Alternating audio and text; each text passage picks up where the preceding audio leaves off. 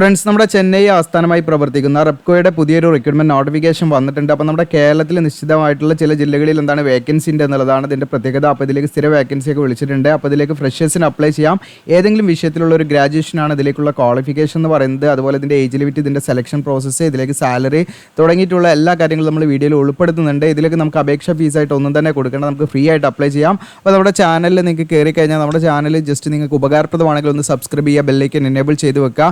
അതോടൊപ്പം തന്നെ നിങ്ങൾ എന്ത് ചെയ്യുക, നിങ്ങളിവിടെ വീഡിയോസ് എന്നുള്ള സെലക്ട് ചെയ്ത് കഴിഞ്ഞാൽ നിങ്ങൾക്ക് എന്താണ് ലേറ്റസ്റ്റ് നമ്മൾ ചെയ്ത വീഡിയോസ് കൂടെ കാണാൻ പറ്റും. അപ്പോൾ അപ്രന്റീഷിപ്പിൻ്റെയും അങ്ങനെ തുടങ്ങിയിട്ടുള്ള പെർമനൻറ്റ് വേക്കൻസിൻ്റെ ഒക്കെ വിവിധ എന്താണ് നോട്ടിഫിക്കേഷൻ വീഡിയോസ് നമ്മളിവിടെ ചാനൽ ചെയ്തിട്ടുണ്ട്. അപ്പോൾ അതൊക്കെ നിങ്ങൾക്ക് കാണാവുന്നതാണ്. നമുക്കിനി ഇതിൻ്റെ ഒഫീഷ്യൽ നോട്ടിഫിക്കേഷൻ നോക്കാം.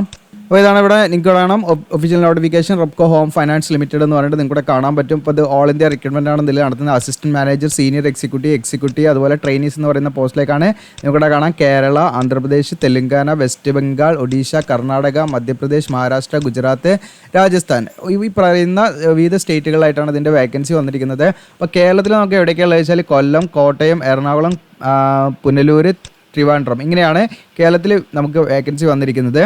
പിന്നെ മറ്റു സ്റ്റേറ്റ്സിൻ്റെ വേക്കൻസി ഇവിടെ നിങ്ങൾക്ക് കാണാവുന്നതാണ്.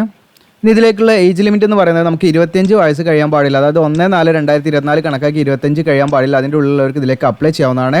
അപ്പോൾ ഇതിലേക്ക് നമുക്ക് എക്സ്പീരിയൻസ് ഒക്കെ ഉണ്ടെങ്കിൽ എന്താണ് 30 വയസ്സ് വരെ ഏജ് റിലാക്സേഷൻ ഒക്കെ ഉണ്ടായിരിക്കും. പിന്നെ അതുപോലെ തന്നെ അസിസ്റ്റന്റ് മാനേജർ എന്ന് പറയുന്ന തസ്തിയിലേക്ക് നിങ്ങൾ അപ്ലൈ ചെയ്യുന്നവരാണെങ്കിൽ മിനിമം ഒരു 3 വർഷത്തെ എക്സ്പീരിയൻസ് നിങ്ങൾക്ക് വേണമെന്നുള്ളതാണ് കേട്ടോ. ബാക്കിയുള്ള പോസ്റ്റിലേക്കൊന്നും എക്സ്പീരിയൻസ് ആവശ്യമില്ല. നിങ്ങൾക്ക് ഫ്രഷേഴ്സിന് അപ്ലൈ ചെയ്യാം. അസിസ്റ്റന്റ് മാനേജർ എന്ന് പറയുന്ന പോസ്റ്റിലേക്ക് മാത്രമാണ് ഒരു 3 വർഷത്തെ എക്സ്പീരിയൻസ് നമുക്ക് വേണം. അതുപോലെ തന്നെ 2 വീലർ വിത്ത് ലൈസൻസ് നമുക്ക് ഉണ്ടായിരിക്കണം കേട്ടോ. ഓക്കെ, നമുക്ക് ഇരുചക്ര വാഹനവും അതിൻ്റെ കൂടെ നമുക്ക് ലൈസൻസും നമ്മുടെ കയ്യിൽ ഉണ്ടായിരിക്കണം എന്നുള്ളതാണ്. അപ്പോൾ അങ്ങനെ ഒരു കണ്ടീഷൻ ഇതിൽ പറയുന്നുണ്ട്.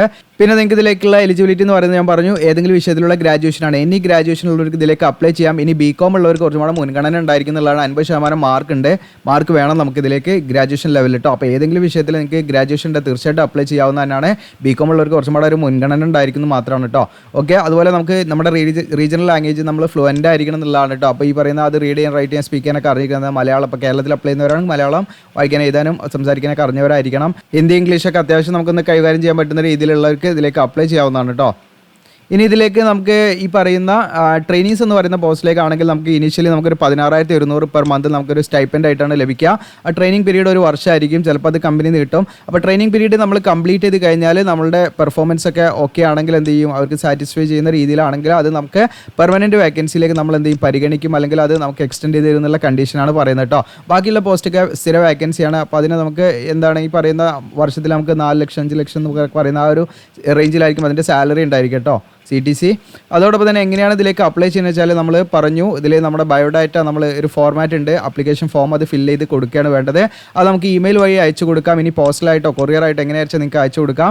അപ്പോൾ ഇനി പോസ്റ്റലായിട്ട് നിങ്ങൾ അയച്ചു കൊടുക്കുകയാണെങ്കിൽ അതിൻ്റെ എൻവലപ്പിൻ്റെ മുകളിൽ application for all India recruitment trainees എന്ന് പറഞ്ഞാൽ കൂടെ കാണാൻ ഏപ്രിൽ ഉണ്ട്. ഈ റെഡ് ലെറ്ററിലൂടെ എഴുതിയിരിക്കുന്ന ഈ വാചകം ഉണ്ടല്ലോ, ഇത് കംപ്ലീറ്റ് ആയിട്ട് നമ്മൾ ആ ഇൻവലപ്പ്, അതായത് പോസ്റ്റൽ കവറിൻ്റെ മുകളിൽ നമ്മൾ എഴുതണം കേട്ടോ.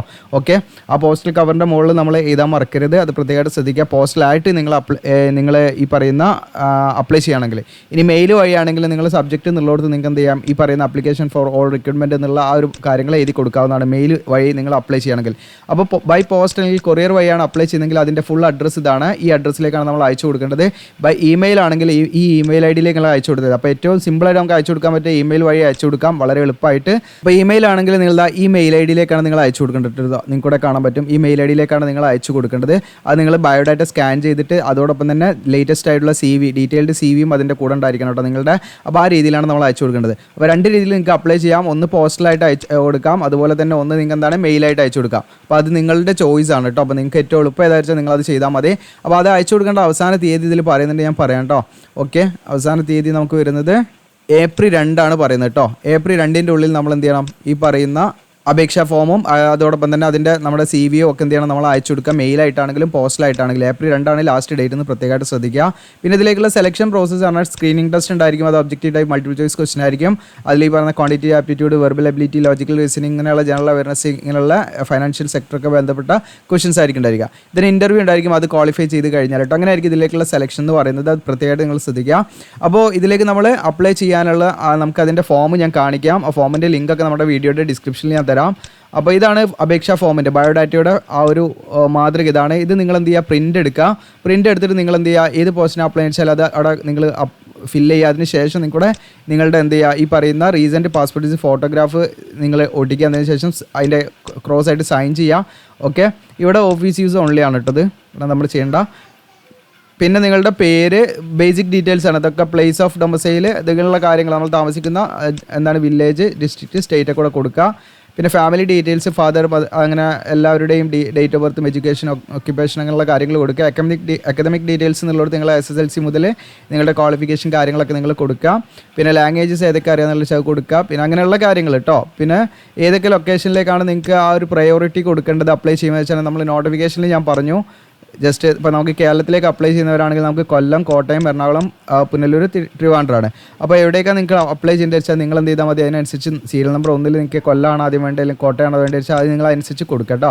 പിന്നെ നമ്മൾ മറ്റ് അച്ചീവ്മെൻറ്റ്സ് എന്തെങ്കിലും ഉണ്ടെങ്കിൽ അതൊക്കെ കൊടുക്കാനുള്ള ഓപ്ഷൻ ഉണ്ട്. എക്സ്ട്രാ കരിക്കുലർ ആക്ടിവിറ്റീസ് ഉണ്ട്. ദെൻ എവിടെയാണ് നിങ്ങൾ ഈ പറയുന്ന ലാസ്റ്റ് 5 വർഷത്തിൻ്റെ ഉള്ളിൽ താമസിച്ച സ്റ്റേറ്റ് കാര്യങ്ങൾ പ്ലേസ് ചെയ്താന്നുള്ളതൊക്കെ കൊടുക്കാനുള്ള ഓപ്ഷൻ ഉണ്ട്, അതൊക്കെ കൊടുക്കുക. അപ്പോൾ നിങ്ങൾക്ക് ബാധകമല്ലാതെ നിങ്ങൾ കൊടുക്കേണ്ട, ബ്ലാങ്ക് ആക്കി വിട്ടാൽ മതി. അങ്ങനെ ഫില്ല് ചെയ്ത് നെയിം, സിഗ്നേച്ചർ, ഡേറ്റ് ചെയ്തിട്ട് നിങ്ങൾ എന്ത് ചെയ്യുക, സ്കാൻ ചെയ്തിട്ട് നമ്മളെ മെയിൽ വഴി നിങ്ങൾക്ക് അപേക്ഷ നൽകാം. ഇനി അതെല്ലാം നിങ്ങൾക്ക് എന്ത് ചെയ്യാം, ഈ പറയുന്ന അഡ്രസ്സിലേക്ക്, ഇപ്പോൾ ഞാൻ അവിടെ കാണിച്ചില്ലേ, ഈ ഒരു അഡ്രസ്സിലേക്ക് നിങ്ങൾക്ക് എന്ത് ചെയ്യാം, പോസ്റ്റലായിട്ട്, സ്പീഡ് പോസ്റ്റായിട്ട്, രജിസ്റ്റേഡ് പോസ്റ്റായിട്ടൊക്കെ അയച്ചു കൊടുക്കാം, കൊറിയറായിട്ട് അയച്ചു കൊടുക്കാം. ഓക്കെ, അതല്ലെങ്കിൽ നിങ്ങൾക്ക് മെയിൽ, 2 ഓപ്ഷനാണ്. ഇതിലേതെങ്കിലും ഒന്ന് ചെയ്താൽ മതി കേട്ടോ.